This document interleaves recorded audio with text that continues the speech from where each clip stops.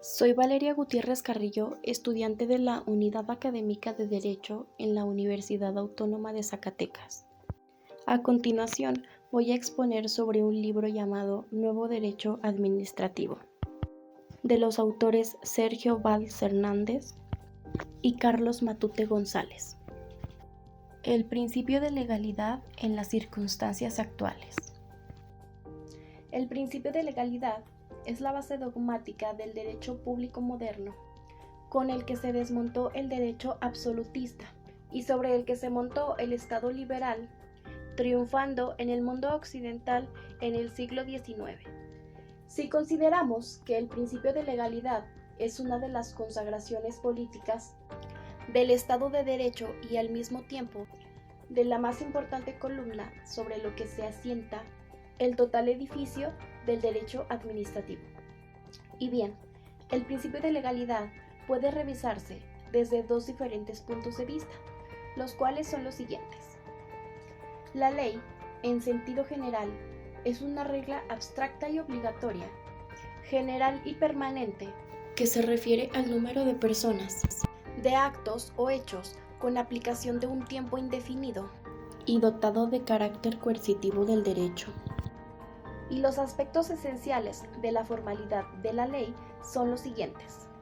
El sujeto legitimado del derecho para establecer el contenido del mismo y la forma de crear, transformar, modificar y extinguir derechos y obligaciones. La transparencia en las entidades federativas. La rendición de cuentas es el requerimiento que los representantes necesitan para dar cuenta y den respuestas frente a los representados por el uso de los poderes y responsabilidades. Así, actúen como respuesta a las críticas y requerimientos que les ha sido señalados. Y también aceptar responsabilidades en el caso de errores o incompetencias o engaños. El Instituto Nacional de Transparencia, Acceso a la Información, da protección de datos personales como los órganos constitucionales autónomos. Y con la expedición de la Ley General de Transparencia, se crea una instancia de coordinación y deliberación que tiene como objetivo la organización de los esfuerzos de corporaciones, laborando con promoción, difusión y artículos permanentes en materia de transparencia y protección de datos personales. Democracia, liberalismo y transparencia. Mencionaba anteriormente un tema acerca de la transparencia, pero para entender mejor es importante definir qué es la transparencia. Y es la disposición de información confiable sobre las intenciones pronósticas y resultados de los políticos o políticas de un gobierno. Es decir, transparente o transparencia es un principio de la desaparición del Estado. La transparencia desmantela la concepción del Estado, que se presenta como un organismo integral, capaz de poseer intereses propios y hasta conciencia.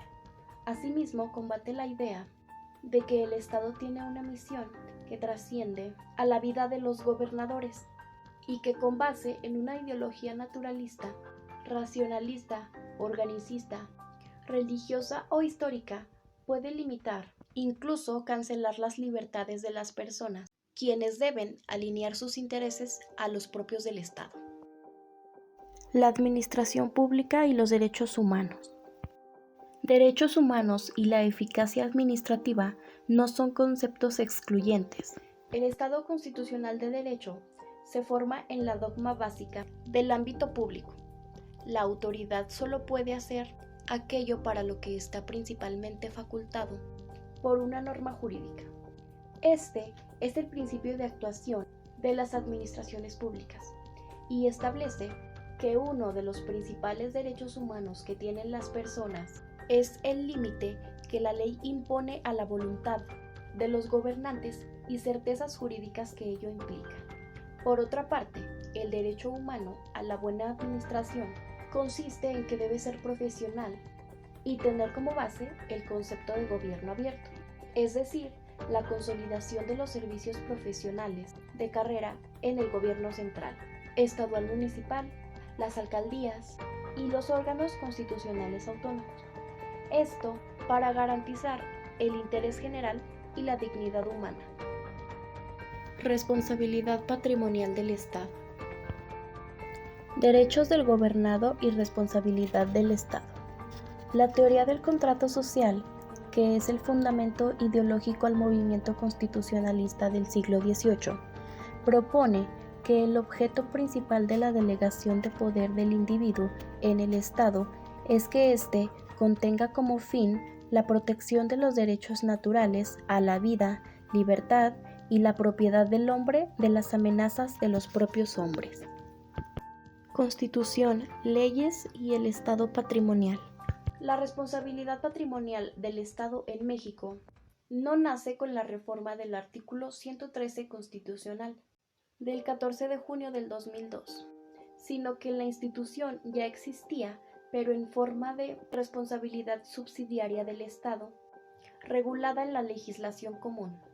Ahora, la primera característica de la responsabilidad patrimonial del Estado consiste en que es comprensiva o total, ello en el sentido de que deriva del ejercicio de todas las funciones del Estado. Esta responsabilidad deriva de una elaboración doctrinal del Estado. Por último, las finalidades de la Ley Reglamentaria Patrimonial del Estado son las siguientes: la resarcitoria, la preventiva y la punitiva.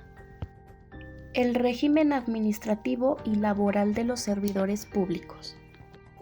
En un ambiente hostil a la idea del Estado nacional y proclive al mundialismo, en el que la coalición entre la economía, la técnica y la ética han desmantelado paulatinamente los basamentos de la confianza en el Estado y la política como la vía para lograr el desarrollo de una comunidad. El régimen administrativo, en el avance hacia un Estado de derecho más pleno, que es en que todas las autoridades se someten al imperio de una norma previa, sin que haya ambigüedades en la ley, ni interpretaciones contradictorias, ni lagunas en el orden jurídico, ni discrecionalidad en la aplicación del mismo.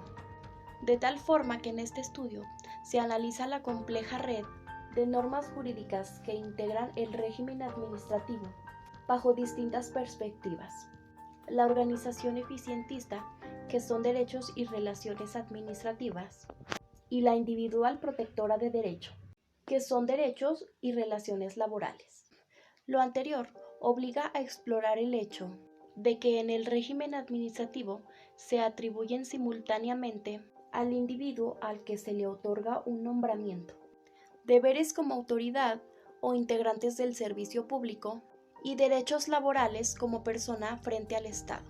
El concepto de autonomía y los principios jurídicos en el nuevo derecho. La palabra autonomía proviene del griego autos, que significa propio, y nomos, que significa ley, con lo que etimológicamente significa aquel que se puede otorgar su propia norma de conducta. En otras palabras, la autonomía se atribuye a un pueblo que goza de independencia política y en referencia a los individuos que se vinculan con dirigir o controlar sus propias acciones. La autonomía como norma jurídica.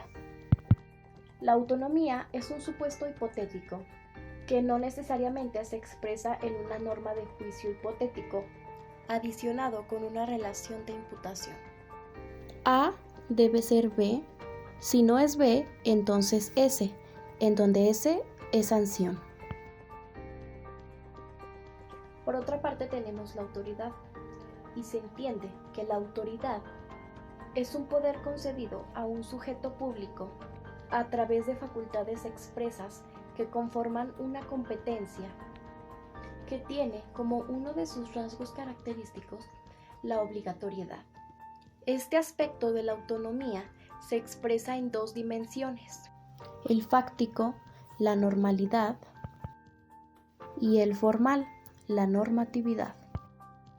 Es importante señalarlo en razón a que la formulación del concepto se presenta como un ideal comprensivo que contrasta con la realidad fáctica y normativa.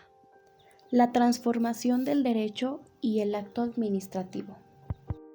El nuevo derecho administrativo comenzó a gestarse cuando el Estado asumió funciones distintas a las tradicionales, como lo son las de protección al consumidor y al usuario, supervisor de la prestación de servicios públicos, defensa de los derechos humanos, entre otros. Esta transformación del Estado y del derecho se aceleró con lo ocurrido en el mundo en la década de los 70, que condujeron a la globalización y a las estrategias de los órganos administrativos de los estados y en México. Por otro lado, estos procesos de transformación iniciaron en la década de los 70 del siglo pasado y han sido lentos, como suele ser en todo cambio social.